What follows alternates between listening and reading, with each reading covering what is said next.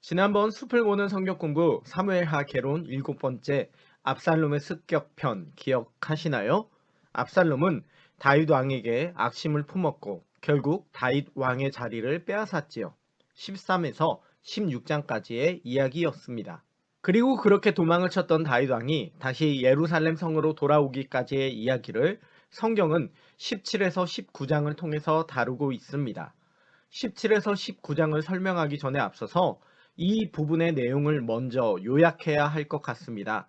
그 요약을 영화 반지의 제왕 왕의 귀한 편을 패러디하는 방식으로 줄거리 전달을 먼저 하겠습니다. 영화를 보신 분들은 비교하는 재미로 보시면 좋을 것 같고요. 영화를 안 보셨어도 17에서 19장의 줄거리를 이해하는데 도움이 될 것 같습니다. 만약 17에서 19장의 내용을 다 아시는 분들은 영상의 초반 부분을 넘어가셔도 되겠습니다. 그럼 시작하겠습니다.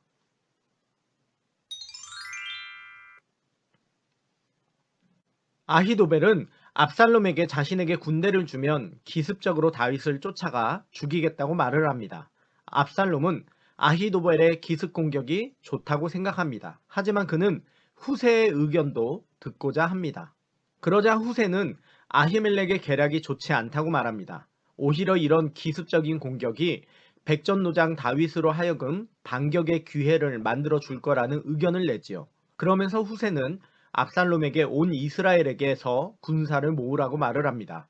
바로 인해 전술로 공격하면 다윗이 도저히 이길 수 없다는 것입니다.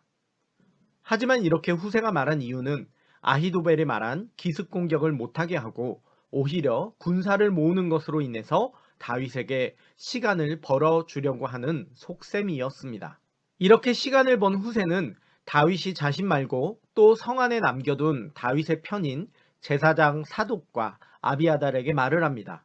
아히도벨의 계략이 이러하니 자칫 휴식을 취하고 있다가는 큰 변을 당할 수 있고 그렇기에 빨리 오늘 밤 안에 요단강을 건너가야 한다고 말입니다. 이 말을 들은 사독과 아비아달은 자신들 각자의 아들들인 요나단과 아히마아스에게 이 정보를 알립니다. 빨리 요단강을 건너가라고 말입니다. 요나단과 아히마아스는 살벌한 압살롬의 감시망을 뚫게 됩니다. 그리고 그들은 마침내 예루살렘 성을 벗어납니다. 그리고 그는 다윗이 있는 곳까지 가서 후세의 계획을 알려주게 됩니다. 그리고 다윗 일행은 그날 밤 모두 요단강을 안전하게 건너 마하나임이라는 곳으로 도착하게 됩니다. 여기에서 잠깐 이스라엘의 지형을 이야기하려고 합니다. 다윗성이 있었던 예루살렘에서 다윗은 압살롬을 피해서 도망을 칩니다. 그런데 후세의 이야기를 듣기 전에는 피곤해서 요단강을 건너지 않고 야영을 하려고 했었던 것 같습니다. 이쯤에서 의문을 가지는 분들이 계실 겁니다. 다윗이 어떻게 속된 말로 무슨 깡으로 요단강도 건너지 않고 그랬지? 라고 말입니다. 그리고 요단강을 건너간다는 것이 확실히 안전한 것인가? 이건 이스라엘의 지형을 이해하면 충분히 납득이 가는 부분입니다. 다윗 왕국은 산지에 있습니다. 그런데 다윗 왕국이 있는 예루살렘 바로 옆에는 유다 광야가 있었습니다. 이 유다 광야는 상당히 험한 곳이었습니다. 사진으로 보면 이렇습니다.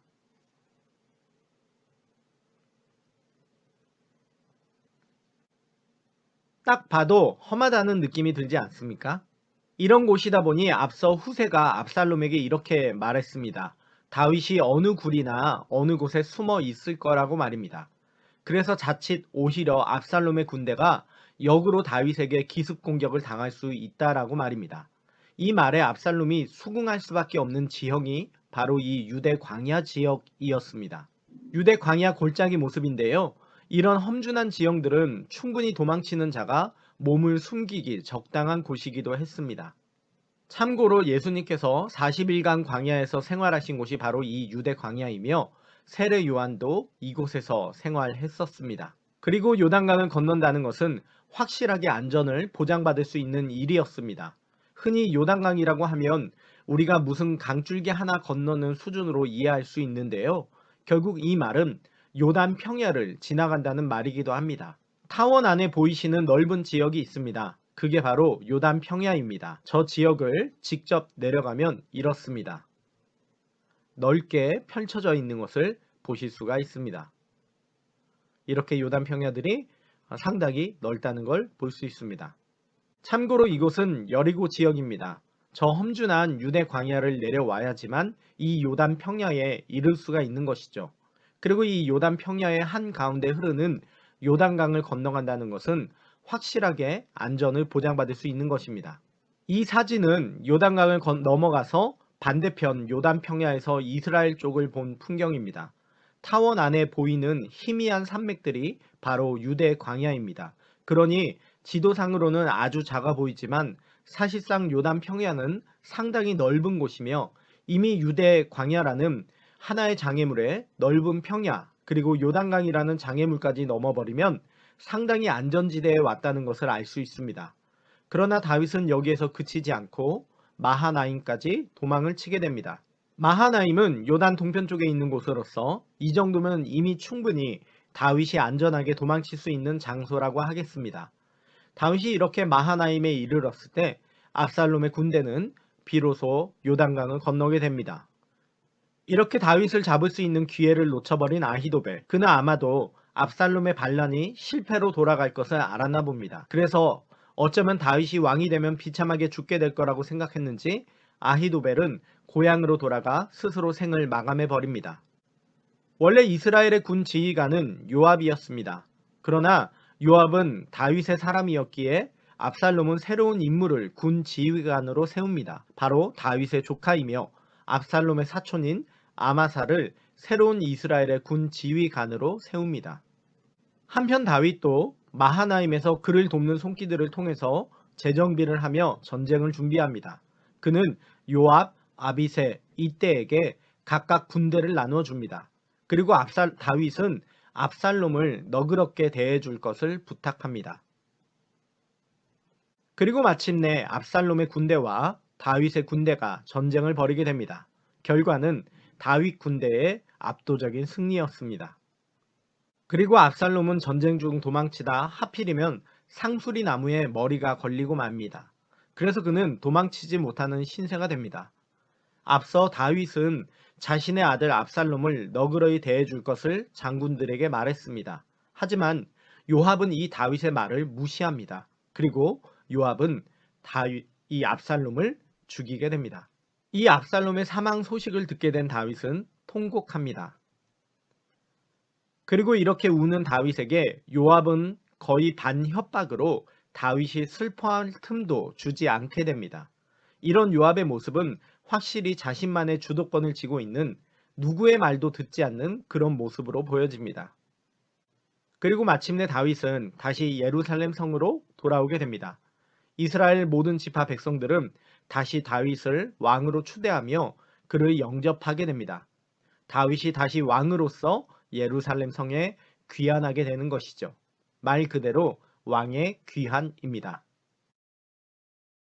사무엘하 13장에서 16장까지의 여러 주요한 이야기들을 말씀드리려고 합니다. 영상에서 모든 주제를 다 다루지는 않고요.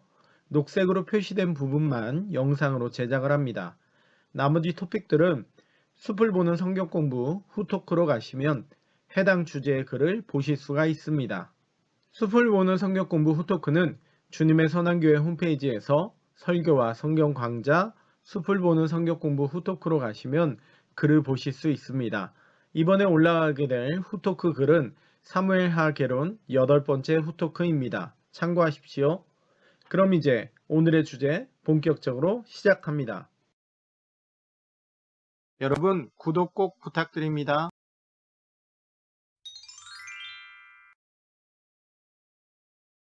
다윗은 이스라엘에서 강력한 왕권을 쥐고 있는 왕으로 보이지만 실상은 다윗의 왕자가 튼튼했다고 보기에는 좀 무리가 있어 보입니다. 왜냐하면 여기에는 다윗을 슬프게 하는 사람들, 다윗을 힘들게 하는 사람들이 있기 때문입니다. 다윗을 슬프게 하는 사람들, 다윗을 힘들게 하는 사람들, 첫 번째는 요압입니다. 요압은 정말 어떤 사람일까요? 그는 충신처럼 보이기도 합니다. 그는 언제나 다윗을 위해서 꾸준히 일을 스스로 해왔습니다.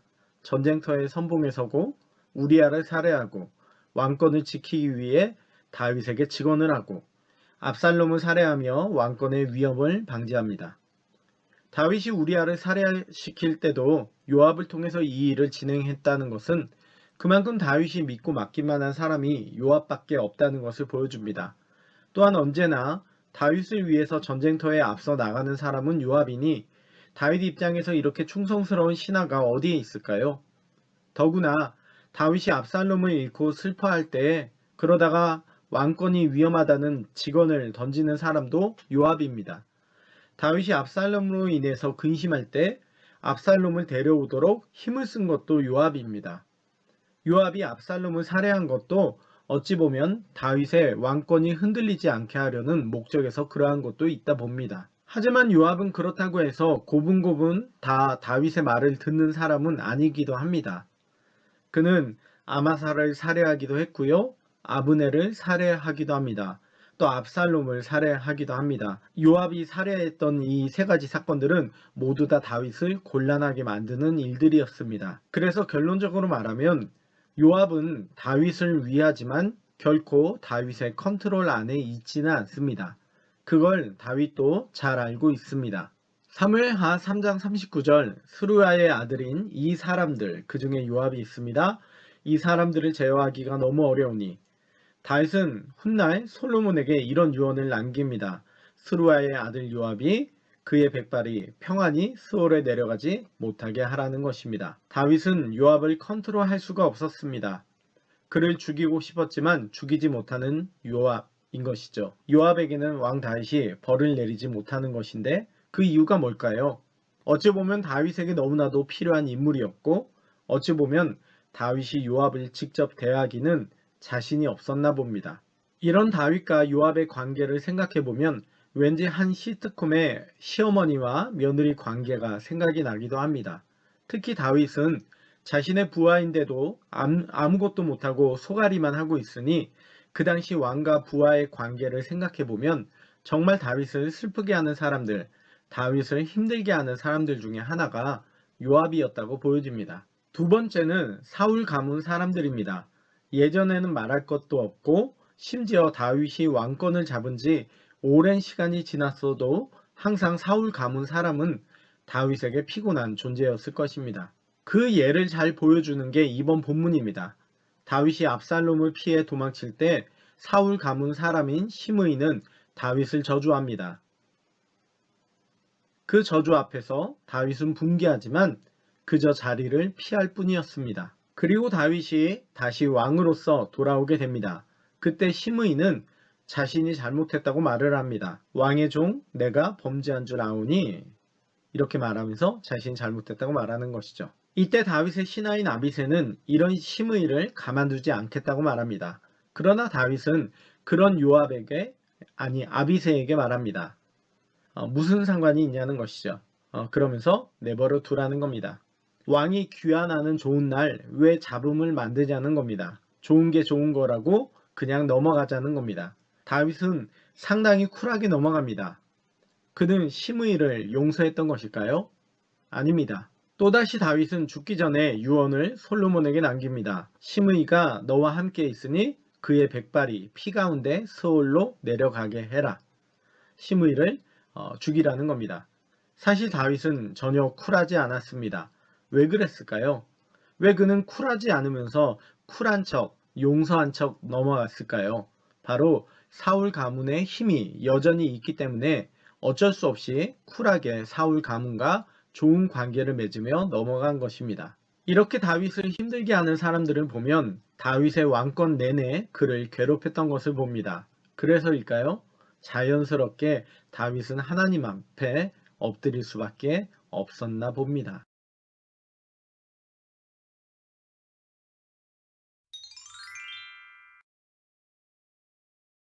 압살롬 진영에 두 명의 모사가 있습니다. 하나는 아히도벨, 그리고 또 하나는 후세입니다. 아시다시피 후세는 다윗이 심어둔 스파이였습니다. 아히도벨은 다윗이 숨 쉴 틈 없이 바로 기습 공격을 하자고 압살롬에게 말합니다. 반면 후세는 시간이 걸려도 정비를 해서 정군을 총동원하는 방식으로 싸우자는 것입니다. 원래는 아히도벨의 전략이 맞았습니다. 만약 압살롬이 그의 말을 들었다면 이스라엘의 역사는 바뀌었을 것입니다. 그러나 압살롬은 아히도벨의 말을 듣지 않고 후세의 말을 듣습니다. 후세는 다윗의 친구였는데 다윗의 친구가 하는 말이니 잘못된 전략은 아닐까 의심할 법도 한데 그렇게 하지 않습니다. 왜 그럴까요? 여기에 하나님의 개입이 있었습니다. 하나님께서는 압살롬에게 화를 내리시려고 아히도벨의 좋은 계략을 물리치신 것이죠. 이 하나님의 개입이 다윗의 운명과 압살롬의 운명을 갈랐습니다. 이렇게 하나님께서는 역사의 주관자가 되십니다. 또 다른 좋은 예가 르호보암의 경우입니다.